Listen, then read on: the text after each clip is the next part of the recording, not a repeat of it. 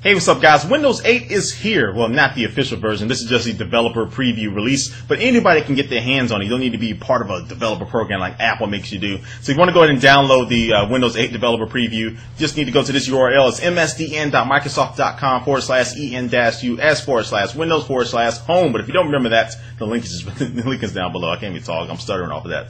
But the link is right down below if you want to check that out. But you hit the Get Started button right there, and they give you 3 options to download Windows 8. Now, most people are not going to need this one. This is developer tools. This has like a gig more of stuff. You don't need that unless you're a developer. But you can either get the 64-bit version or the 32-bit version. I got the 64-bit running on my Mac right now. So if you're on a PC, just install it like regular. Now, I don't recommend installing this over your main OS. Put it on another partition on your hard drive or another boot disk or whatever, because it still is a developer build. Anything can go wrong with it. And also, too, I'm on a Mac. So again, I'm on my Mac, and there's 2 different ways you can run this via Boot Camp, which most people have success with running the Boot Camp, or using a virtualization software like Parallels or VMware Fusion like I'm using right now. So I'm using VMware Fusion 4.0. I believe that's the last one that just recently came out.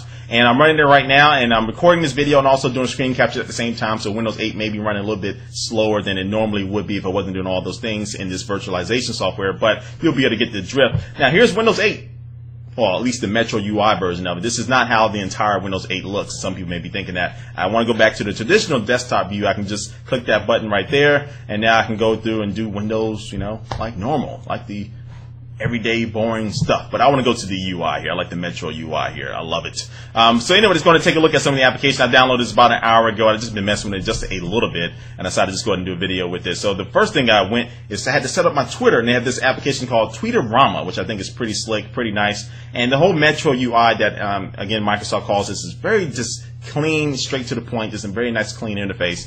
So to the left here, I have my timeline of all the people that I follow, and then I have my tweets right here.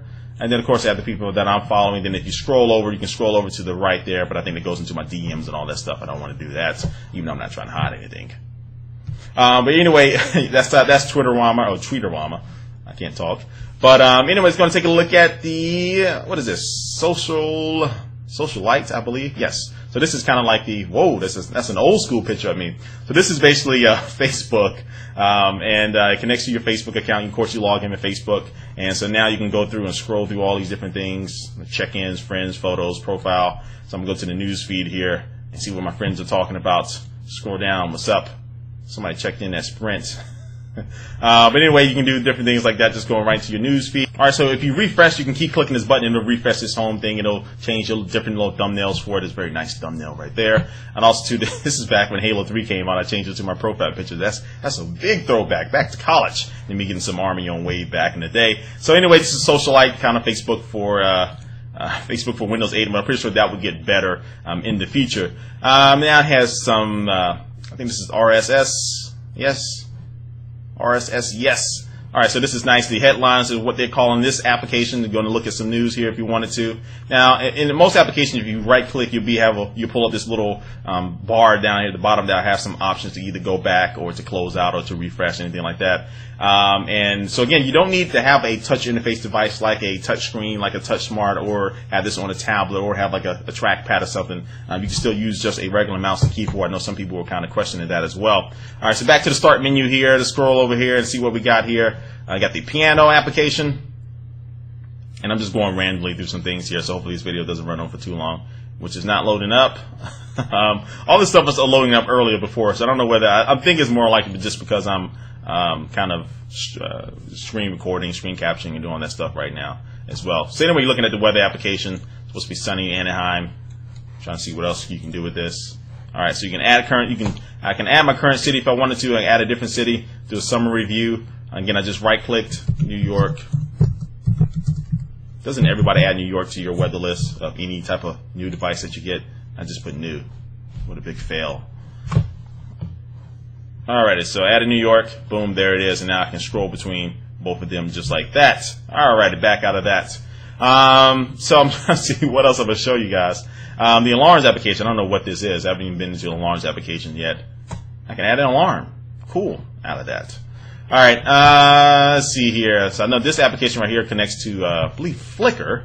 and you can look at some photos. Labyrinth, I think that's another game. Near Me is pretty cool. I'm not going to do it because it'll show my location, but Near Me will allow you to, if you're somewhere like in a new place on your laptop, maybe you went to a new city, you'll be able to look at all the latest or the coolest restaurants or attractions that are near you and look at all the ratings and stuff like that. InkPad, I believe this is some type of writing application. Yes, I was writing in this before. So you can just write like that, to kind of smooth everything out after a little while.